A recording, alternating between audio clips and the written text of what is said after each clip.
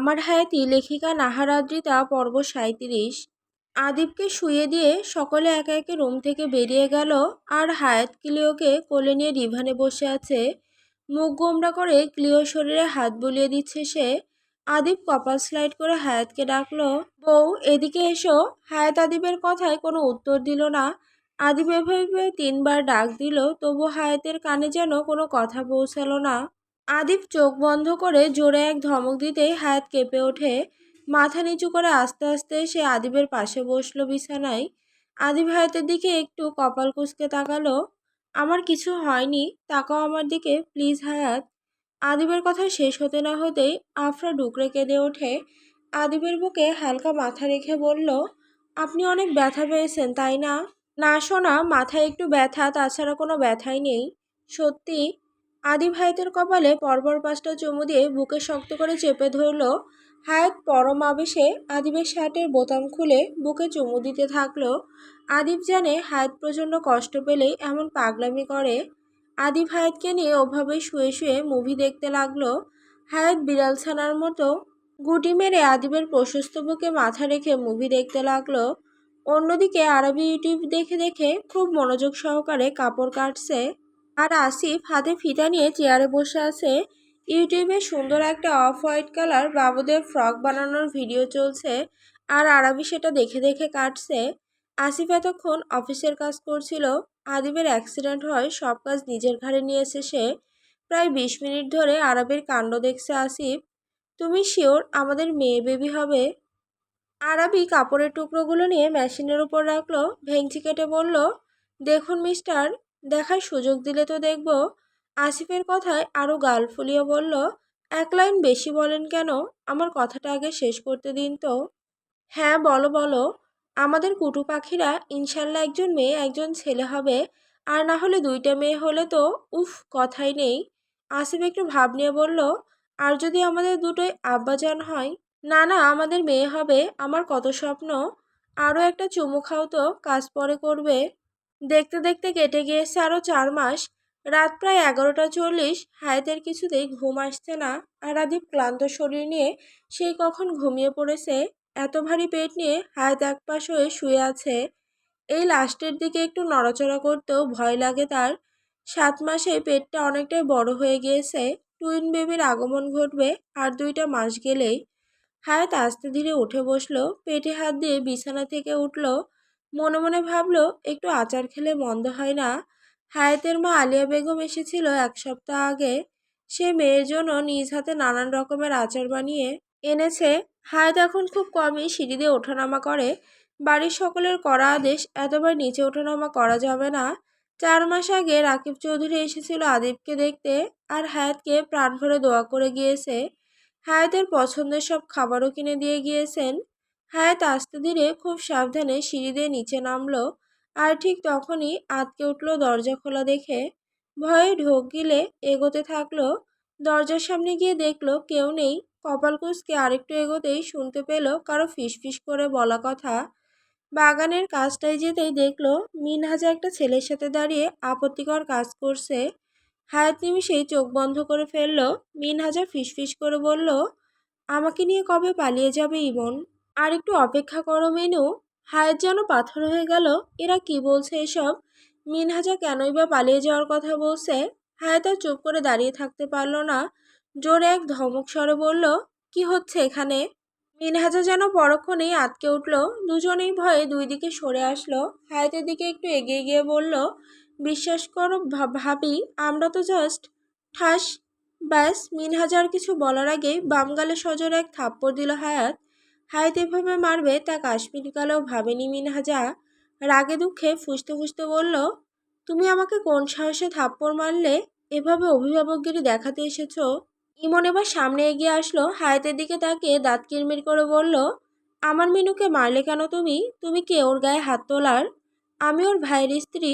ও যদি ভুল পথে হাঁটতে শুরু করে তাহলে অবশ্যই শাসন করব। আর আজ এই চরটা ওর প্রাপ্য ছিল। সেদিন তার মানে আমি ভুল দেখিনি। মিনহাজা, তুমি সত্যি বাইরে এসেছিলে? লজ্জা করে না তোমার? একটা গাঁজাখোর ছেলের সাথে এসব করে বেড়াচ্ছ? হায়াতের হালকা শ্বাসকষ্ট হতে শুরু করলো। বড় করে একটা নিঃশ্বাস ফুঁকে আবারও বলল, আর জীবন নাকি ইমন, তুমি যে সেই না যাকে প্রতিদিন রাস্তায় মাস্তানি করতে দেখি। আর কি বললে?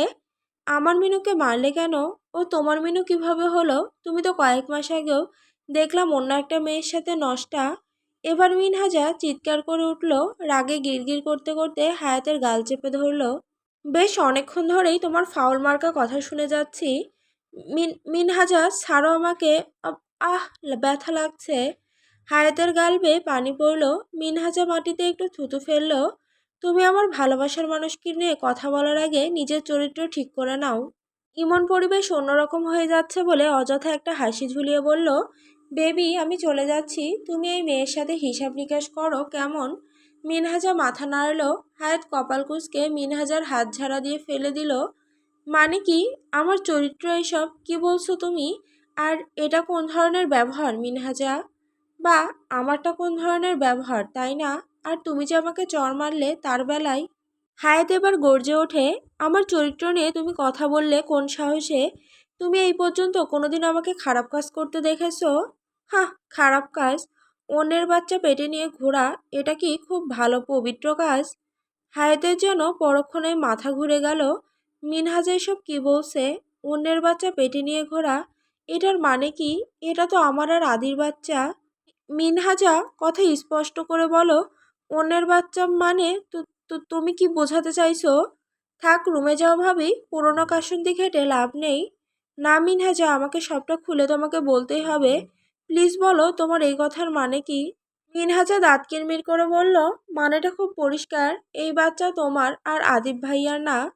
হায়াত অবাক হয়ে তাকালো মিনহাজার দিকে। রাগে গা দিয়ে যেন আগুনের ঝলকানি বের হচ্ছে। তবুও স্থির থেকে মিনহাজা সব কথা শুনতে লাগলো। আসলে এই বাচ্চার বাবা তো রাজ ভাইয়া। 7 মাস আগে ছোট ভাইয়ার আরাবি ভাবির যখন বিয়ে হলো, সেদিন রাতে তুমি আর রাজ ভাইয়া এক রুমে ছিলে। যদিও তোমাকে নেশা করানো হয়েছিল আর তোমার কিছু মনে নেই, তবে বাচ্চাটা কিন্তু রাজ ভাইয়েরই। শুনতে খারাপ লাগলেও তুমি একজন নষ্ট মহিলা, আর তোমার পেটে অন্যের সন্তান বড় হচ্ছে। আমার বাড়ির মানুষ ভালো দেখে তোমাকে এখনো কিছুই বলেনি। হয়তো বাচ্চা হলেই তোমাকে বের করে দিবে। যাই হোক, কথাগুলো বলার আমার কোনো ইচ্ছে ছিল না, কিন্তু তুমি বাধ্য করলে। আর আমার কথা তোমার বিশ্বাস নাই হতে পারে, এই নিউজটা দেখো। এরপর মিনহাজা ইউটিউবে একটা নিউজ দেখালো, যা দেখে হায়াত পাথর হয়ে গেল। ঠাস করে মাটিতে বসে পড়ল। মিনহাজা বাঁকা হেসে বলল, খুব তো এসেছিল আমার বিষয় নিয়ে নাক গলাতে, এখন দেখো দিন শেষে কার চরিত্র কেমন। হায়াতকে ফেলে রেখে মিনহাজা হনহন করে ভেতরে চলে গেল। আর হায়াত নিজেকে যেন বিশ্বাসই করতে পারছে না। কাঁপা কাঁপা হাতে পেটে আলতো করে চেপে ধরল। তার মানে সেদিন আমার আর ওনার মধ্যে কিছু হয়নি। রাজের সাথে আমি ইন্টিমেট হয়েছিলাম। আর এই বাচ্চা আমার আর আদির না। আমি এত খারাপ, আমার সাথে এইসব হলো আর আমি টের পেলাম না। আমি তো কলঙ্কিত হয়ে গিয়েছি। এই সন্তানগুলো আমাদের না, আমার আদি এই সন্তানের বাবা না। এই বলে হায়াত ডুকরে কেঁদে ওঠে। বিড়বিড় করে বলতে লাগলো, এই সন্তানের বাবা আদি না, আমার আদি বাবা না বাচ্চাদের। এগুলো আমার গর্ভের অভিশাপ। আমি কলঙ্কিনী নারী, আমি পাপ করেছি, আমি নিজেকে হেফাজত করতে পারিনি। হায়াত এভাবে কান্না করতে করতে বেজে গেল রাত 12টা 20। হায়াতের নাক দিয়ে রক্ত পড়তে লাগলো, মাথাটা প্রচুর ঘুরতে লাগলো। অনেক কষ্টে পেট ধরে উঠে দাঁড়ালো। বিড়বিড় করে ভেতরে প্রবেশ করে গেট লাগিয়ে দিল। সিঁড়ি দিয়ে উপরে উঠতে লাগলো। অন্যদিকে আদিব হঠাৎ করে ঘুমের মধ্যে কেমন যেন হতে শুরু করলো। কাশতে কাশতে উঠে বসে পড়লো। কাছেই রাখা জগ থেকে 1 গ্লাস পানি খেয়ে ওপাশে তাকাতেই আঁতকে উঠলো। হায়াত পাশে নেই আর দরজাটা খোলা। 7 পাঁচ না ভেবে লাফিয়ে বিছানা থেকে উঠে গেল। রুমের লাইট অন করলো। না, ওয়াশরুমেও নেই। আদিবের যেন মাথা কাজ করতে বন্ধ হয়ে গেল। দৌড়ে রুম থেকে বের হতেই দেখলো হায়াত কিছু একটা বলতে বলতে রুমের দিকে আসছে। আদিব যেন হাফ ছেড়ে বাঁচল। লম্বা একটা নিঃশ্বাস ফুঁকে দরজার সামনে দাঁড়ালো। হায়াত সামনে আসতেই আদিব যেন পুনরায় আঁতকে উঠল। হায়াতের নাক দিয়ে রক্ত বের হচ্ছে, চোখ মুখ লাল। আদিব তাড়াতাড়ি হায়াতকে ধরে নিল। আর একটু হলে হায়াত পড়ে যেত। হাত দিয়ে নাকের রক্ত মুছে দিয়ে ডিভানে বসিয়ে দিল। কিন্তু হায়াত তখনও মৃদু আওয়াজে কি যেন বলছে। কি হয়েছে লক্ষ্মী, আমাকে বলো, কোথায় গিয়েছিলে? নাক দিয়ে এত রক্ত পড়ছে কেন? হায়াতের এবার হুঁশ ফিরল। মনে মনে ভাবল, এই কলঙ্ক নিয়ে আমি কেন আদিবের এত কাছে রয়েছি? আমাকে দূরে থাকতে হবে। আমি তো ওনার যোগ্য নই, আমি একজন খারাপ স্ত্রী। এই ভেবেই হায়াত আদিবের থেকে দূরে গেল। আদিব বুঝতে পারলো হয়তো হায়াতের ভালো লাগছে না। প্রেগনেন্সির সময় এমন মুড সুইং হয়। আদিব আলতো করে আরেকটু সরে বসলো। যান, ডাক্তার ডাকবো? হায়াতের চোখ থেকে আপনা আপনি পানি গড়িয়ে পড়ল। ঠোঁট চেপে কান্না আটকে বলল, আমি ঘুমাবো, লাইট অফ করে দিন, কোনো কষ্ট হচ্ছে না আমার। আদিবার কোনো কথা বলে লাইট অফ করে দিল আর হায়াত বিছানায় শুয়ে পড়ল।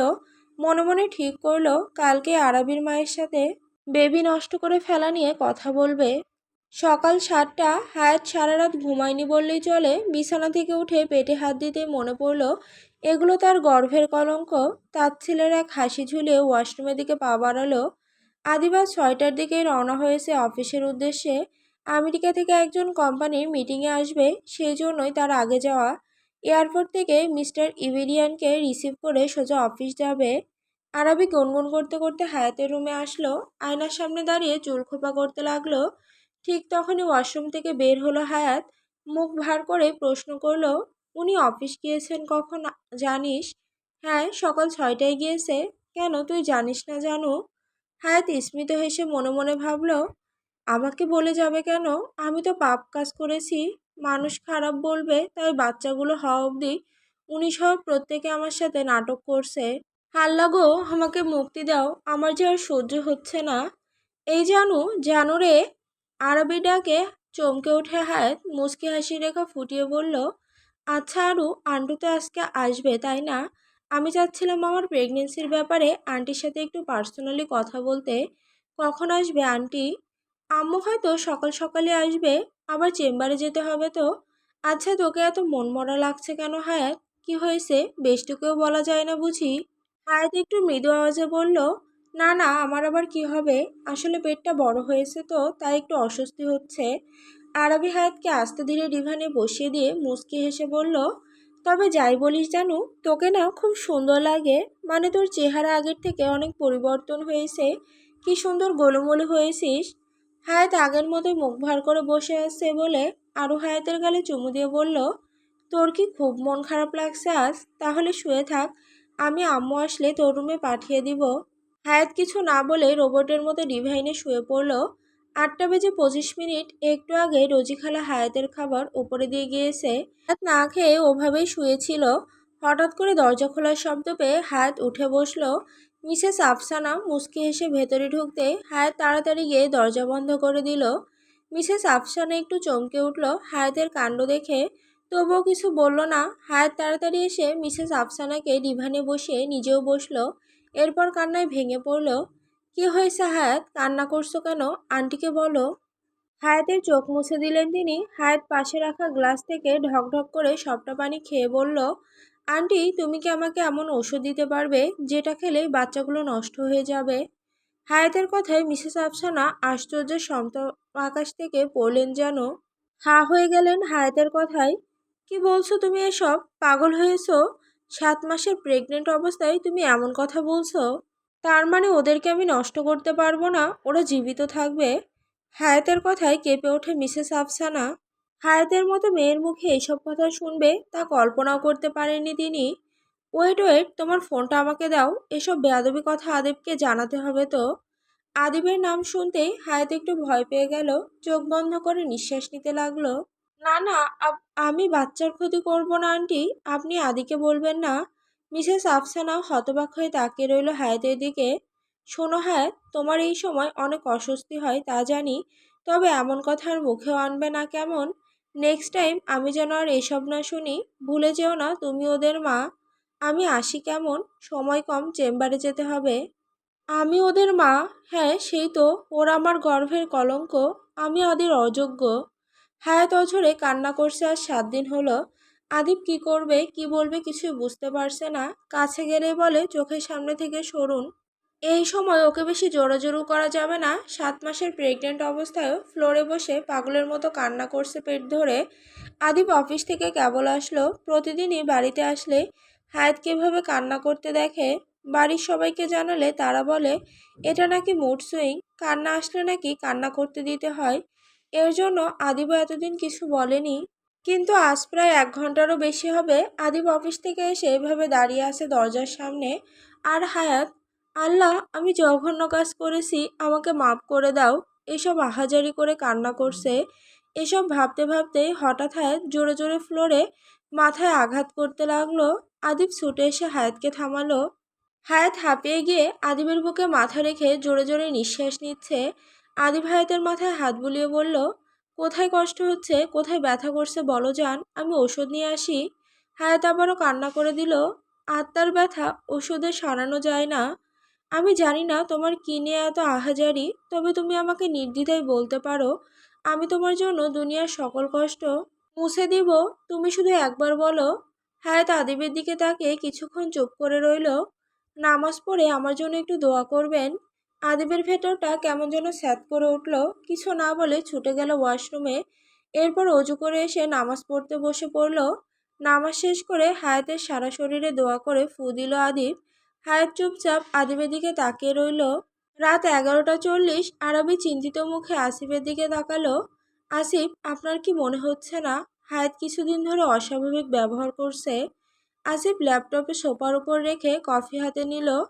হ্যাঁ, হায়াত একটু চুপচাপ থাকে এখন আগের তুলনায়। তুমি একটু জানার চেষ্টা করবে তো? আমাকে বললে তো আমি কি কম চেষ্টা করেছি নাকি? আরবি আর কোনো কথা বাড়ালো না। হায়াতের চিন্তায় অভাবেই শুয়ে পড়ল।